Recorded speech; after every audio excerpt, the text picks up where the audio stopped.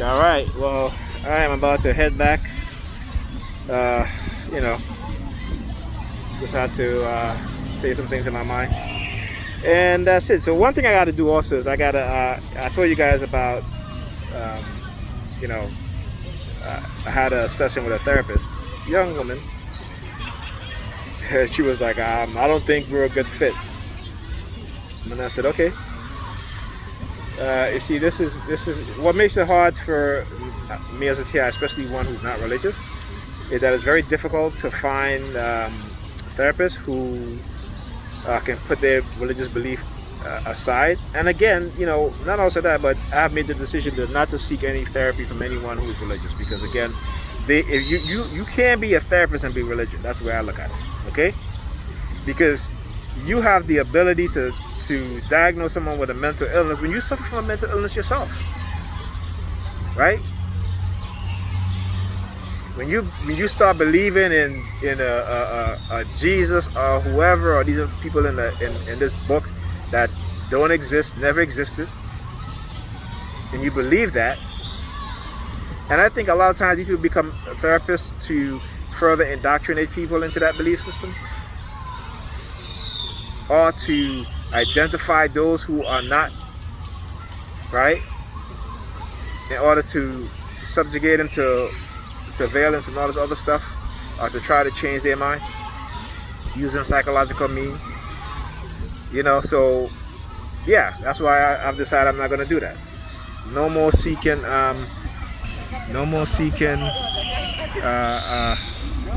therapy from right. Let you show me how wedding is. Let show me how wedding is. Yeah, that's why I waited, because they were down there targeting me. So I decided not to do that. No longer am I to seek or interact with any therapist that have any sort of religious belief system. Okay. All right. So it's going to be tough, but I'm gonna keep looking. And that's it. So let's see what's going on my way back.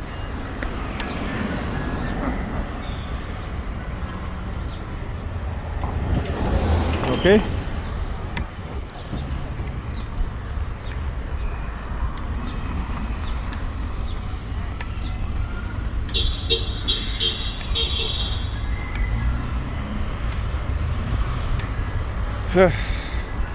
Yep. So I've been doing a lot of research, like I said.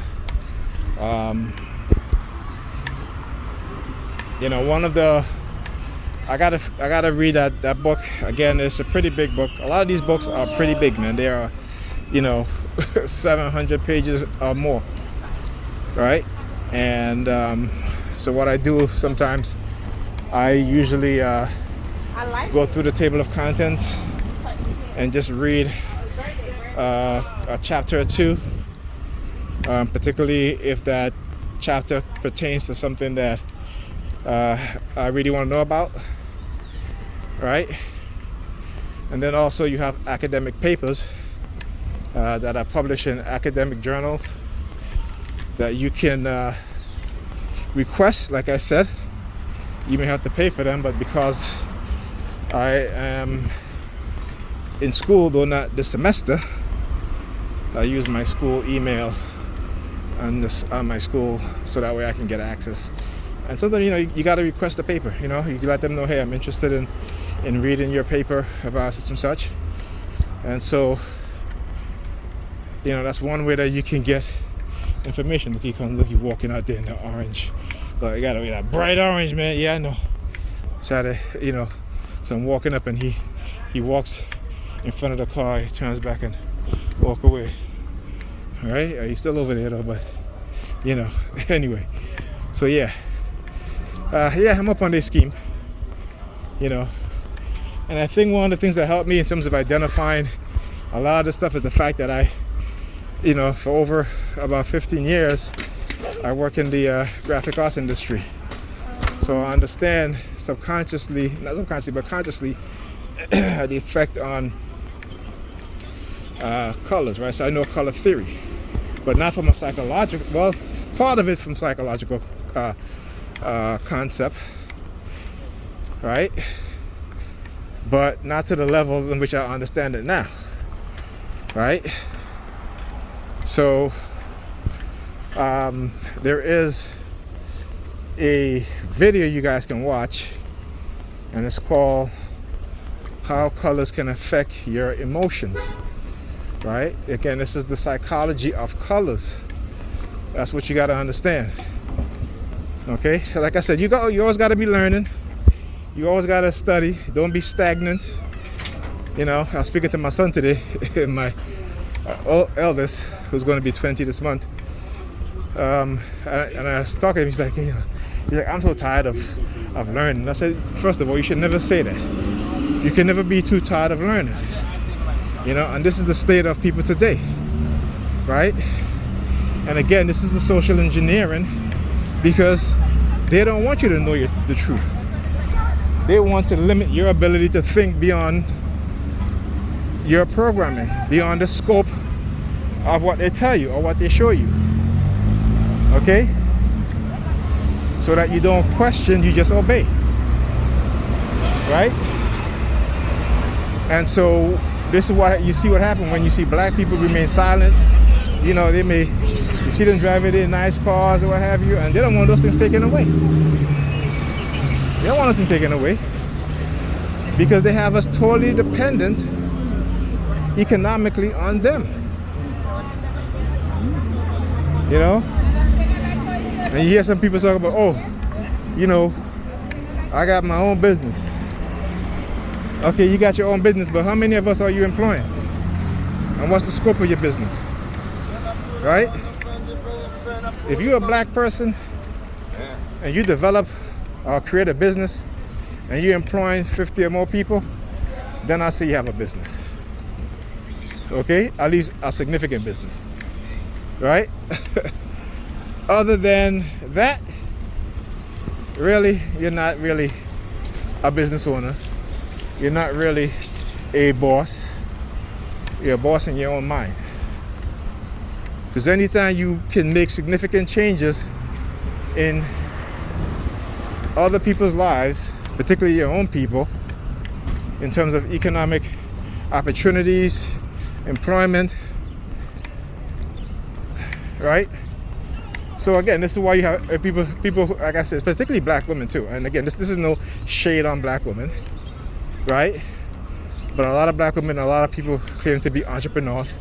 What kind of business do you have? Well, I have a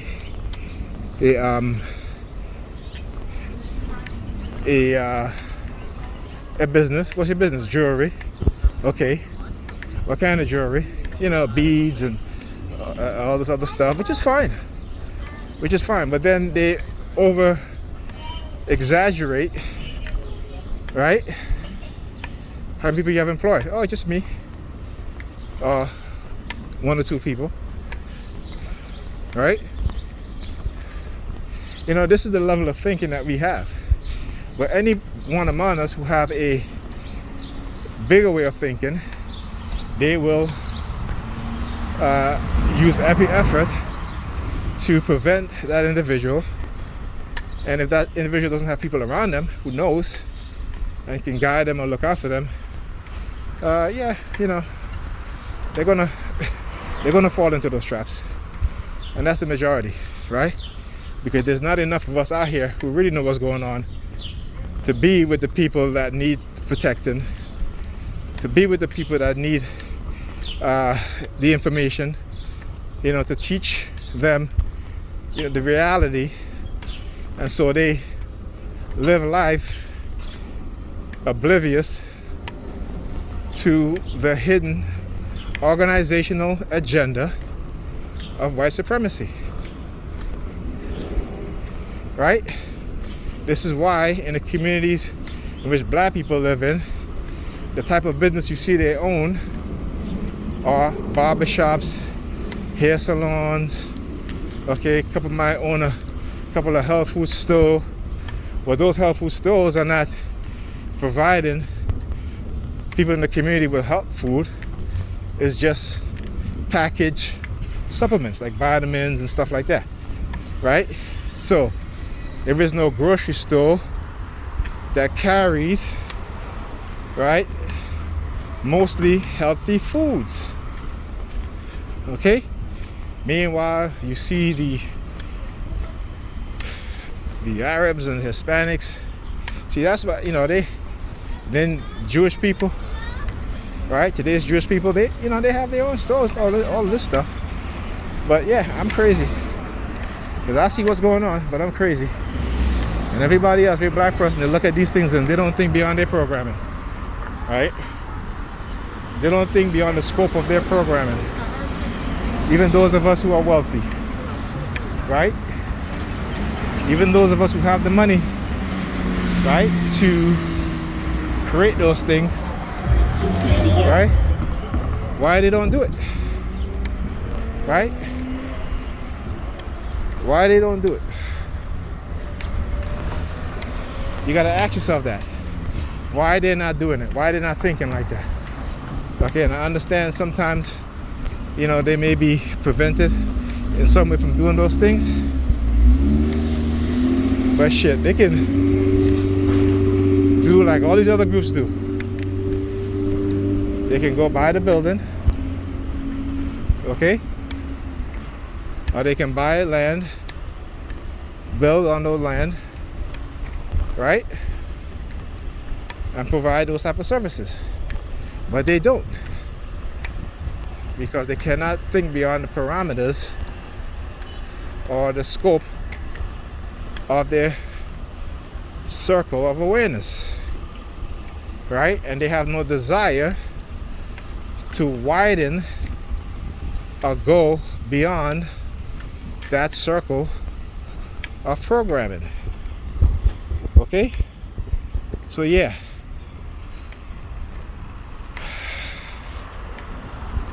And then they're not even aware of all the tricks and tactics that are being used. Oh, nice sexy woman there. So anyway,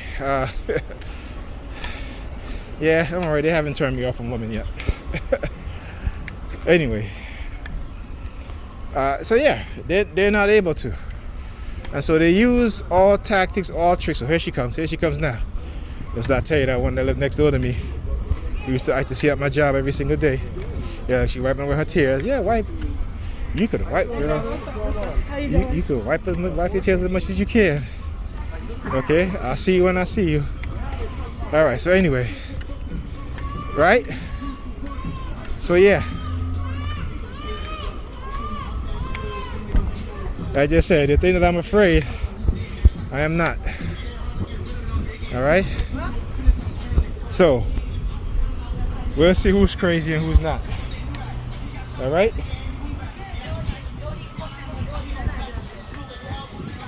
I'll tell you, I ain't the crazy one. It's not us as TIs. It's those that are doing all this shit to us. Okay? And that's a fact. Right? That is a fact.